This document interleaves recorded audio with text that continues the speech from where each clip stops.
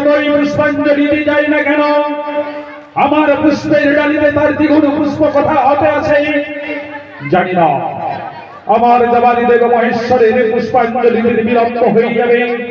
না না, আমি তার চরণে পুষ্পাঞ্জলি দেব। জয় জয় মা মনসা দেবীর জয়। মায়েরা উলুধ্বনি সবাই।